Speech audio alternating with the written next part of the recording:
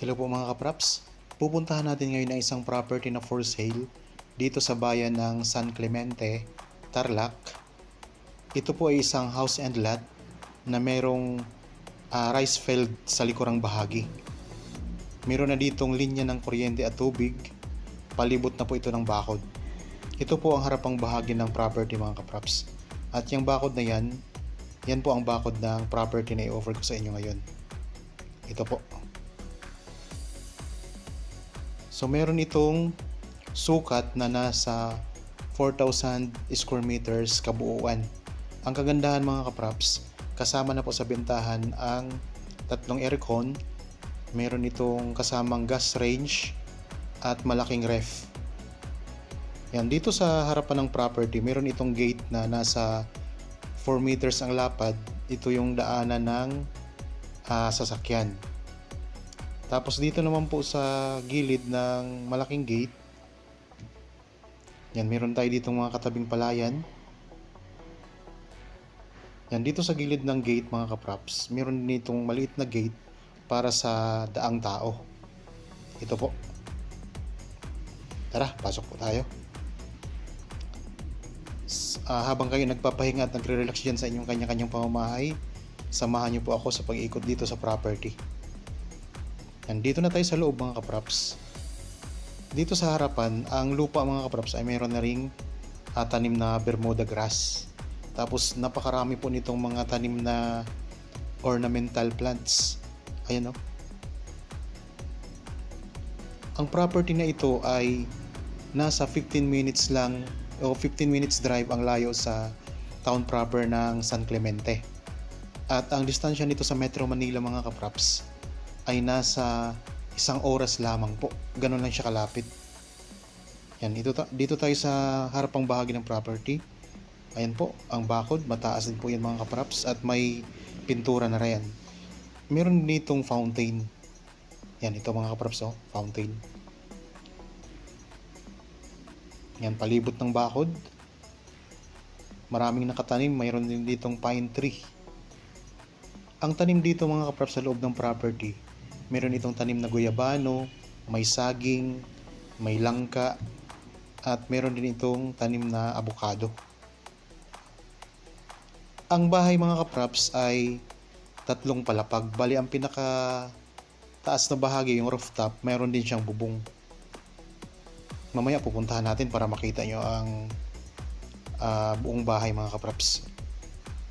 Isa-isahin natin, pupunta tayo sa first floor, second floor, at papunta tayo sa third floor. Bago tayo doon makapasok sa likurang bahagi, dadaan muna tayo dito sa maliit na gate. Okay? Ayan po mga kapraps ang gilid na bahagi ng property ng bahay. Meron ding tanim na papaya. Okay, balik tayo doon sa may harapan. So mamaya po sa pinakadulo ng bahagi nitong video, pupuntahan natin yung pinakalikuran.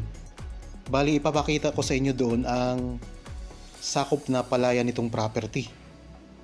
At malawak din po ang parking area nito sa likuran. Tara, punta naman po tayo dito sa kabilang gilid. Yan, bago tayo makapunta naman doon sa kabila, may dadaanan muna tayong maliit din na gate. Yan, ito yung papuntang parking. So ito yung gate mga kapraps. Ayan. So nabanggit ko yun kanina, nasa 4 meters ang lapad yan. Kaya malawak po ang dadaanan ng sasakyan ninyo. Ayan ang mga tanim oh. Mga halaman, ang ganda. Tapos dito may mga graba na. Yan, hindi siya sementado pero may mga graba siya.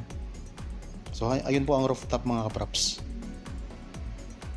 Okay, punta tayo doon sa may likuran. Bali, diretso po ito. Ayun po ang pinakadulo nito. Yun yung palaya na sakop. Yan, ang gaganda ng mga halaman, oh.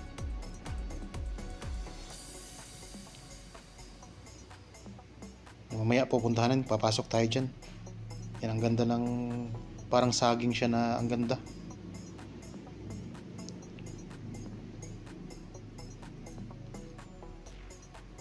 Yan, may tanim na guyabano, mayroong avocado. Yan, meron ding mga tanim na cactus sa gilid oh.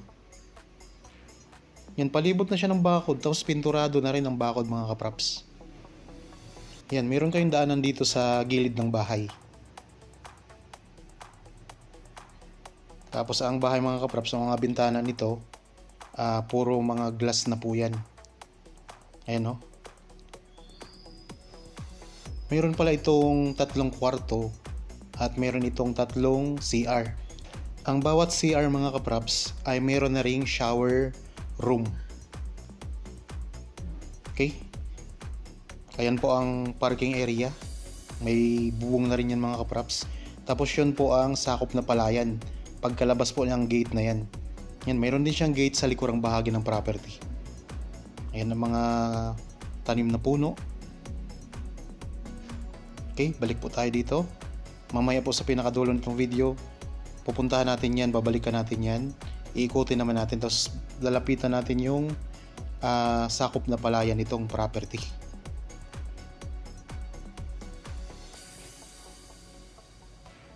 Yun, kung sakaling interested po kayo sa property na ito, kontakin nyo lang po kami sa mga contact details na makikita nyo po sa inyong mga screen. Meron tayong Viber, cellphone number, Facebook Messenger, meron tayong WhatsApp. Pwede kayong mag-chat, mag-text o kayo tumawag. Tapos ang mga ibang detalye nito mga kapraps, nandyan po sa description box. Kung sakaling mayroon kayong tanong na wala dyan sa description box, pwede kayong tumawag din sa amin. Yan, ito yung pinakaharapang bahagi ng property. Ayan, ang ganda ng design. Daming mga halaman na magaganda. Tapos mayroong balkonahe sa harapan. Tapos sa second floor naman mga kapraps, may mga tanim na mga bougainvillea ang palibot. Ayan o. Okay, pasok muna tayo dito sa first floor. Yan, naka-tiles na rin yan. At may pintura na po ang buong bahay.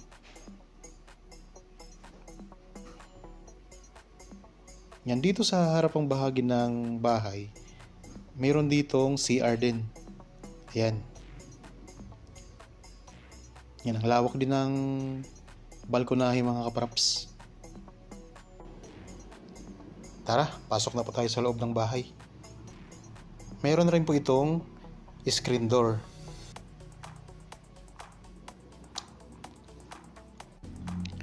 Dito, pagpasok natin, mayroong hallway.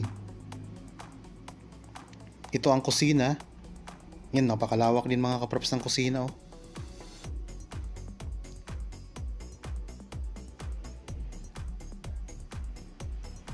Ang ganda mga kapraps.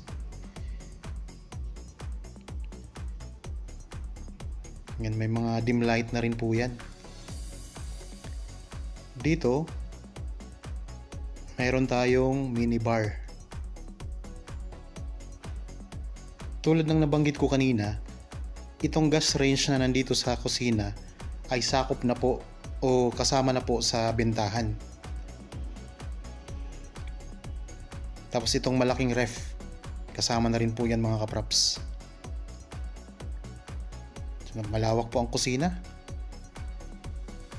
Dito sa baba o sa first floor, meron tayong isang kwarto. Yan, ito yung hallway.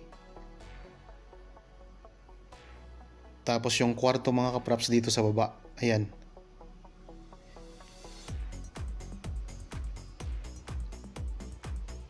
So meron din ditong dim light na rin mga kapraps.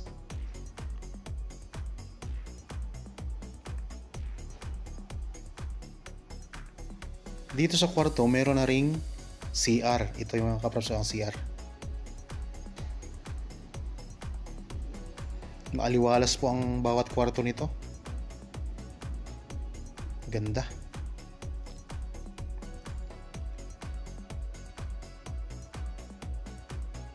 Balik tayo dito sa hallway.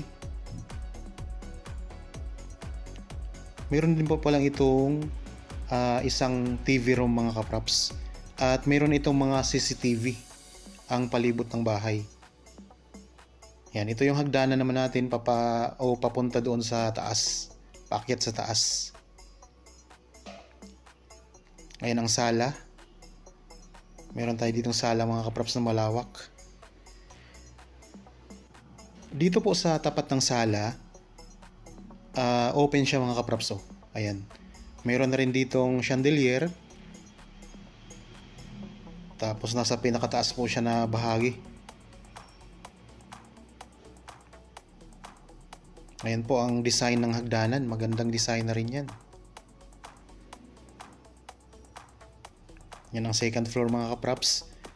Ang bahay ay well maintained na rin po ito. Lagi po itong nililinis. Kaya kung mapapansin nyo talagang malinis na malinis mga kaprops. Dito meron ding isang CR. Ayan. Tapos may shower room na rin yan mga kaprops. Malaki din po ang CR dito.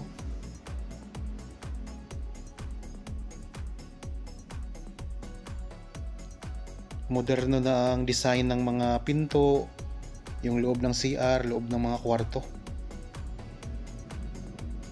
Okay? Akyat naman po tayo doon sa second floor.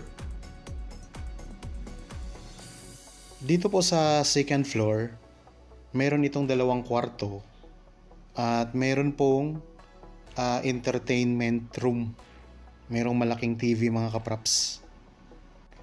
Ngayon sa tapat ng hagdanan meron ding bintana, kaya napakaaliwalas pa dito sa buong bahay. Yan, meron din ditong balkonahe. Ayun ang chandelier. Kaya tayo. Sa mga viewers po ngayon na gustong tumira dito sa Tarlac, ito i-consider nyo rin ito mga kaprops sa inyong pagpipilian na property. Ang presyo po pala nito ay makikita nyo sa description box at sa title nitong video. Ito po ang entertainment room. Yan, maaliwalas din dito at meron na rin pong aircon mga kaprops.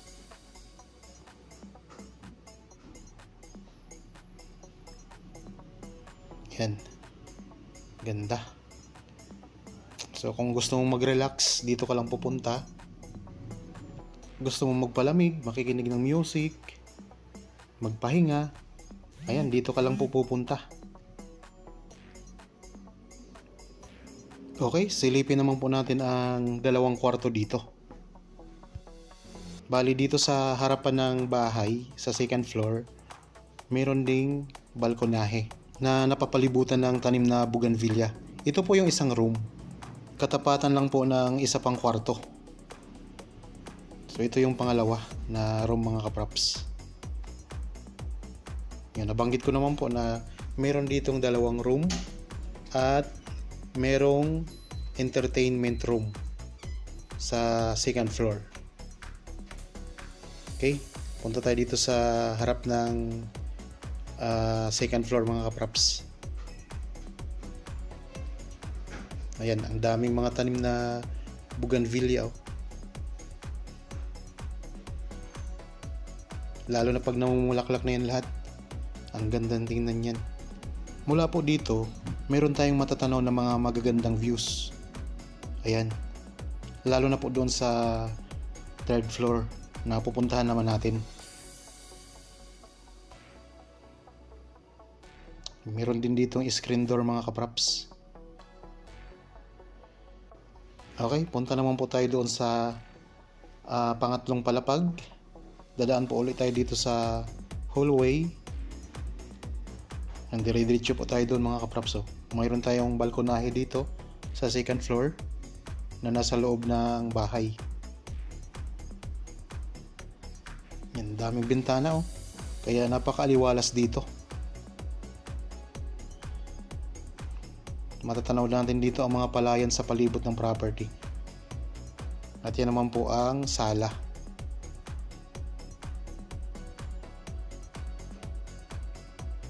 Okay?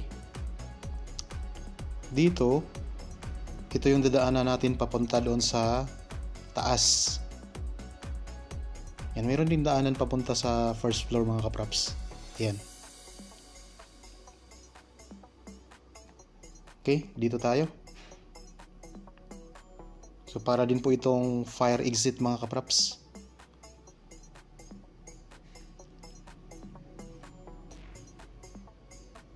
Yan, lahat po ay may pintura na. Buong bahay na yan mga kapraps, pati yung kisame. Dito naman, tiles na lang po ang kulang ng hagdan. Pero konting gastos na lang yan.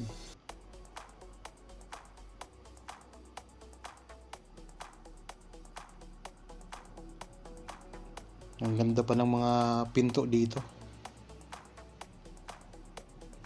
Yan, kung interested po, kontakin nyo lang po kami sa mga contact details. Nandyan lang po mga kapraps. Viber, cellphone number, Facebook Messenger, WhatsApp, tawag, text o kaya ay mag-chat. Ang presyo ay makikita nyo po sa description box at sa title nitong video.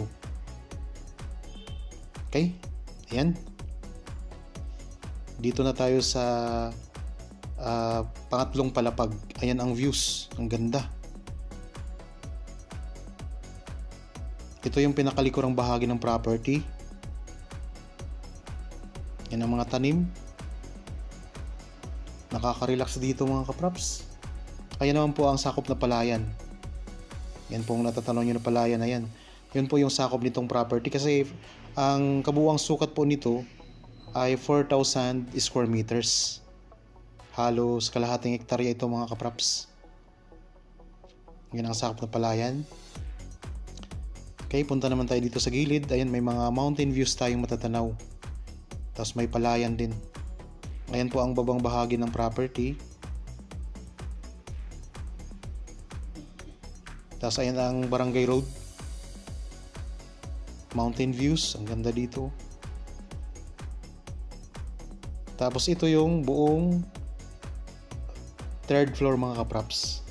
Pwede dito ang mga events, pwedeng birthday o kung ano mga events ang gusto nyong idaos dito. Kasi ano siya, malawak na space. Ayan ang bubong. Puro bakal na rin po ang bubong nito mga kapraps. Yan, dito sa gilid may mga palayan din tayong matatanaw. Green na green mga kapraps, nature na nature. Tanaw natin dito ang mga tanim na nasa baba. Mamaya pupunta tayo dyan, ipakita ko sa inyo. Meron din kasing nakahiwalay na maliit na pwede nyo pang gawing kwarto nasa baba. Mamaya pupuntahan natin sa pinakadulo nitong video. Pwede kayo dito maglagay ng bilyaran sa taas. Malawak po ito mga kapraps. Ayan ang mga views. Mga bundok na magaganda. Natatanaw natin mga kapitbahay. Tanaw natin ang barangay road. So ang distansya po nito sa town proper ay nasa 15 minutes travel time lang mga kapraps. Napakalapit. At ang distansya nito sa Metro Manila ay nasa 1 oras lang. Ganun lang po siya kalapit mga kapraps. Pwede itong gawing resort kasi may mga kwarto na, tapos may mga malaking space pa kayo dito. Private resort. Kasi sa bandang likuran pwede pa kayong maglagay ng swimming pool kasi malawak po yun. Mamaya ipapakita ko po sa inyo. Ayan ang main gate. Barangay road Okay, dito naman tayo sa baba. Yan ang ipapakita ko sa inyo mga kapraps, yung pinakalikod na bahagi nitong property. Ayan, may CCTV na po mga kapraps Palibot na po ito ng CCTV. Ayan ang pine tree.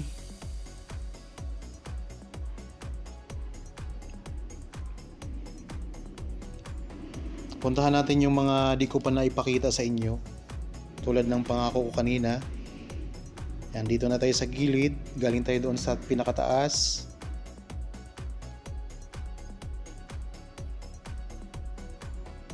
Yan, puntahan natin yung sinabi ko na pwede pa ninyong gawing kwarto. Yan, dito po sa right side ng property ito.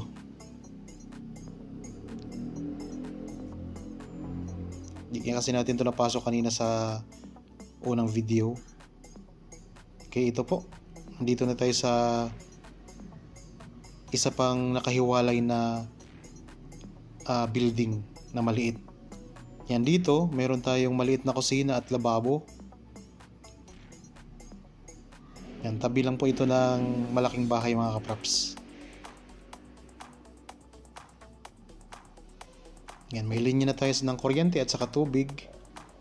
Yan, pwedeng gawing kwarto mga kapraps, oh. Bali, pwede pang 2 kwarto dito. Maliliit nga lang. Tapos dito na tayo sa likod. Ito yung mga tanim, may mga saging, may mga guyabano, may langka. Ayan naman po ang parking area. At ito po yung likod ng bahay. Ayan po. Pulido na rin ang pundasyon nito. Ang lalaki ng poste. Ayan. Mayroon na rin bubong itong parking area natin. Tapos meron tayo ditong fire exit. Ayan. Yung pintong yan. Okay, puntahan natin yung sakop na rice field. Yan, ito yung mga tanim naman dito sa pinakalikod. Nandito tayo ngayon sa pinakalikurang bahagi ng property mga kapraps. Yan, galing tayo doon kanina sa harap. Yan, may mga tanim na santan din mga kapraps na halaman. Yan, ito yung pinanggalingan natin, oh, sa taas.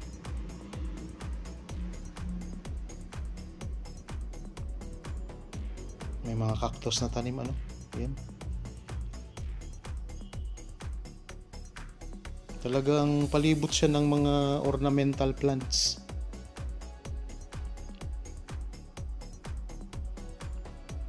Marami ding bintana yung buong bahay nakapalibot, kaya napakaaliwalas po sa pakiramdam at saka sa paningin. Okay, puntahan natin yung palayan, ipakita ko sa inyo. Yan, ito mayroon din dito tayong malaking gate. Yang sa labas na yan, yan yung sakop na palayan. So kabuuang sukat nitong property ay 4,000 square meters. Ayan, oh, palayan mga kapraps. Green na green. Napakalamig sa mata. Okay, sana nagustuhan nyo po ang property na in-offer ko sa inyo ngayon. Para po sa bago pa lang sa aking channel at napadaan lang po dito sa aking channel, huwag niyo pong kalimutang mag-subscribe at pindutin na rin po ang notification bell para maging updated kayo sa mga bagong property na i-offer po namin. Maraming salamat po. Lagi tayong mag-iingat at God bless po sa ating lahat mga kapraps. Salamat po.